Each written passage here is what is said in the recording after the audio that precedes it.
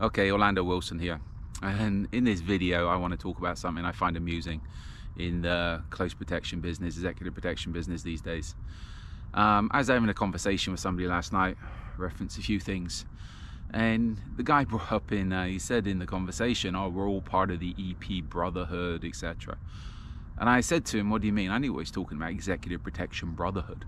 I said, what do you mean? He said, no, we're all brothers, we're all working together and whatever. I said to him, that's the biggest load of fucking bullshit I've ever heard. I've seen people bouncing around this brotherhood thing, but again, the close protection business, executive protection business is a business, and it's a cutthroat business. Well, as far as money's concerned, people will screw you over for $10. They'll steal your clients, they'll steal your contracts, they'll cause problems for you just to see your contracts go, just to screw you up, etc. So all this about we're all one big happy family and we're a brotherhood is ridiculous. You know what, I do people favors, I'm happy to give people advice, etc. as long as it doesn't cost me money, as long as it doesn't inconvenience me. But this is a business. The close protection business is a business.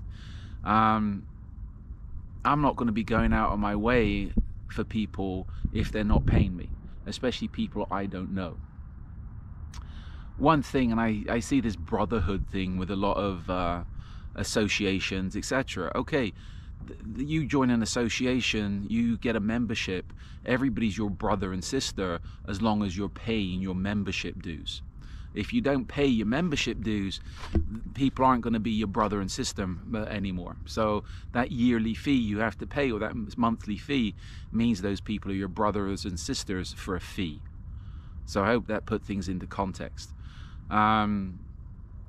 You know what, I understand the camaraderie, I understand there's a lot of associations and memberships out there, business things, they put them off as business things to promote camaraderie, to promote masculinity, and you know what, for me it's just something for failed males. In the close protection business, you need to be independent. You have to be able to work for yourself. Even if you're working as a team, everybody needs to be independent. They need to be able to look after themselves. One big thing you mean, these days I work with a small group of people, but if you're working in a team, you cannot afford to carry other people. If people aren't competent, there's none of this slap on the back, we'll cover for you because you're a brother. No, if you can't do your job properly, if you're working for me, you're gonna get fired. And if you're working for other people and you can't do your job properly and you're relying on a brotherhood to keep your job, then you need to be fired. Now, again, I understand the camaraderie side of things. I understand some people need it. But again, to put things into context, I was in the military, British military, band of brothers, all this stuff. I met some good guys, and I met some of the biggest creeps and assholes I've ever come into contact with. Would I trust them? Definitely not, and that's the military. Somebody was saying to me, and I've had this when I'm traveling a few times, people say, oh, we're from the same country, we're British, we're this, we're that. You mean we should stick together? You know what? Fuck off, to put it politely. I am not into anything like that. People are people. And it doesn't, I mean, just because you have something in common doesn't really mean much to me. Might be a conversation piece, but until people are known and trusted, they're not trusted. Put it into context as far as people are concerned, and people going about patriotism and countries and fight for your country, die for your country, and we're from the same country, so we'll stick together. I know a guy, he's law enforcement, was in law enforcement in Europe, and he said he saw how, he understood how the Stasi, the old East German secret police, secret service, which were very, very good, a spy agency, very good. He said he understood how they operated. Because when COVID first started, when COVID was happening, he said everybody was calling in on each other and reporting them for minor infractions. And he said that most of the police calls they were getting was, there's 3 people in a garden, they're having an unofficial barbecue, we think there's non-family members in the house.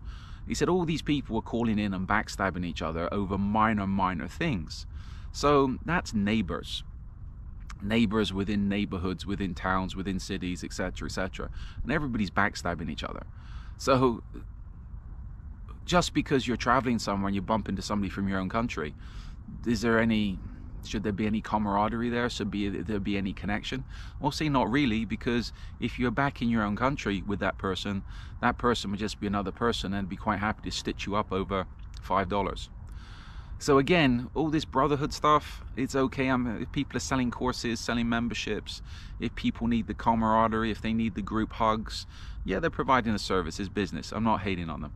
But if you're serious about the close protection business, you need to be an individual. You need to be able to operate by yourself.